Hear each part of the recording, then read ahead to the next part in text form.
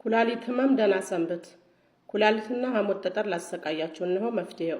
ሰላም የቲክቶክ ቤተሰቦቼ፣ ሰላማችሁ ብዝት ይበልልኝ። ይሄ ከላይ የምታዩት ቅጠል ለኩላሊት ህመምተኞች፣ ለኩላሊት ጠጠር፣ ለሐሞት ጠጠር እስከ ወዲያኛው የሚያሰናበት ነው እና አጠቃቀሙም ስሙ ቀጨም ይባላል። አጠቃቀሙ ደግሞ አጥባችሁ በሁለት ብርጭቆ ውሃ ለ20 ደቂቃ ማንተክተክ። 20 ደቂቃ ካንተከተካችሁት በኋላ አውርዳችሁ በረድ ሲል መጠጣት። ተከታታይ ሳታቋርጡ ሳይሰለቻችሁ መጠቀም። ይሄ ለኩላሊትና ለሐሞት ጠጠር ችግር ላለባችሁ ነው። ደግሞ አይ ኩላሊት ብቻ ነው ካላችሁም ይሆናል።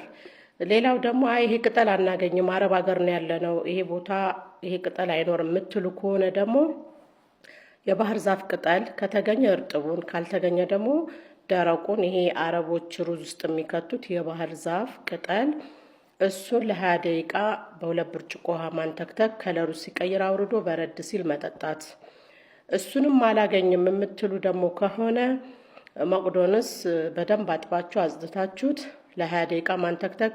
ከለሩ ወደ አረንጓዴነት ሲቀየር አውርዳችሁ ቀዝቀዝ ሲል መጠጣት። ሁሌ ባለማቋረጥ እንድትጠጡ እስከ ወዲያኛው ያሰናብትላችኋል።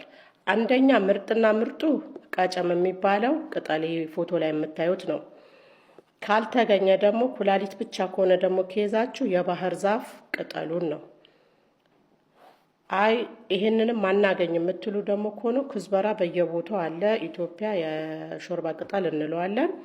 እሱን ሳታቋርጡ ጠጡ። ሌላ ላሳስብ የምፈልገው ኩላሊት ችግር ያለባችሁ ጨው ቀንሱ፣ ውሃ በጣም ጠጡ፣ ሽንት አትያዙ፣ ጠባብ ሱሪ ታይት ጅንስ ሱሪ ጠባብ ከሆነ አትልበሱ እላችኋለሁ። እና ደግሞ አረብ ሀገር ላላችሁ ቅመሞቻቸው መርዞች ናቸው፣ ተጠንቀቁ። አረቦች የሚሰጧችሁ ፓናዶል ራሴን አመመኝ ወገቤን ስትሉ የሚሰጧችሁ መድኃኒት አትውሰዱላቸው። እሱ ለጉበትና ለኩላሊት በሽታ ነው የሚዳርጋችሁ። እና የታሸገ ውሃ አትጠጡ።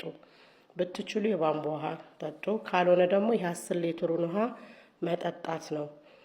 ሌላው ደግሞ የት ነው ያለሽው ቁጥርሽ ላኪልን መድኃኒት መግዛት እንፈልጋለን ለምትሉ እኔ መድኃኒት አልሸጥም፣ ዩቱበርም አይደለሁም።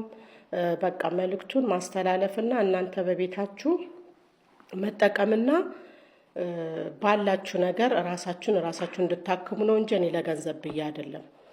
እና 370 ሺህ ተከታይ የነበረው አካውንቴ ስልኩ ጠፍቶብኝ ፓስዋርዱ ስለጠፋ ስለማላቀው ይሄ አዲስ አካውንት ነው። ፎሎ፣ ኮፒ ሊንክ፣ ሼር እያረጋችሁ ላልደረሰ አዳርሱልኝ። አካውንቴን አሳድጉልኝ። ፎሎ እያረጋችሁ ላይክ እያረጋችሁ እና ለወር አበባ ችግር፣ ለቶንሲል ችግር፣ ለወገብ ህመም፣ ለእግር፣ ለቁርጥማት እነዚህ በቃ አጠቃላይ በጥያቄ ያልገባችሁ ነገር ካለ ላይፍ ስገባ መጥታችሁ ጥያቄ መጠየቅ ትችላላችሁ። እኔ በተቻለኝ አቅም እመልሳለሁ። እና ሌሎቻችሁም ሁሉንም ያለባችሁ ችግር ኮሜንት ላይ ጻፉ። ለእንዲህ ነገር ስሪልን በሉ። ሁሉንም በተራ እኔ እሰራለሁ።